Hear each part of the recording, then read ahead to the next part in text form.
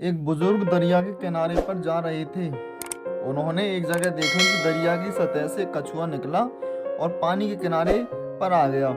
उसी किनारे से एक बड़े ही जहरीले बिच्छू ने दरिया के अंदर छलांग लगाई और कछुए की पीठ पर सवार हो गया। कछुए ने तैरना शुरू कर दिया।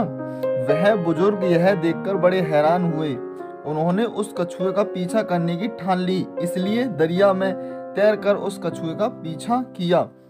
वह कछुआ दरिया के दूसरे किनारे पर जाकर रुक गया और बिच्छू उसकी पीठ से छलांग लगाकर दूसरे किनारे पर चढ़ गया और आगे चलना शुरू कर दिया।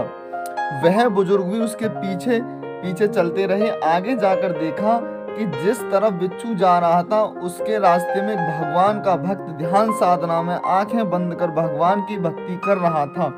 उस बुजुर्ग ने सोचा कि अगर यह बिच्छू उस भक्त को काटना चाहेगा तो मैं करीब पहुंचने से पहले ही उसे अपनी लाठी से मार डालूंगा। लेकिन वह कुछ कदम आगे बढ़े ही थे कि उन्होंने देखा दूसरी तरफ से एक काला जहरीला सांप तेजी से उस भक्त को डसने के लिए आगे बढ़ रहा था।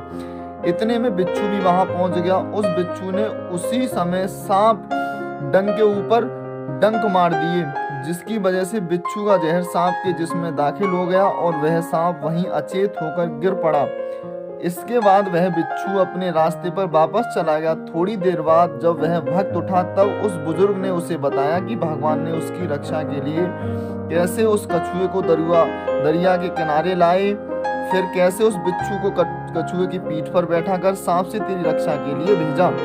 वह भक्त उस अचेत पड़े सांप को देखकर हैरान रह गया। उसकी आंखों से आंसू निकल आए और वह आंखें बंद कर प्रभु को याद कर उनका धन्यवाद करने लगा।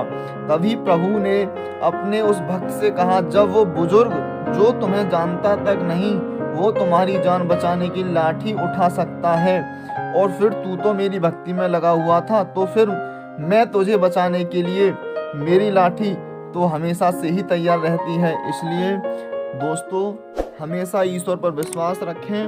वो हमेशा आपकी हमारी इस संपूर्ण ब्रह्मांड की रक्षा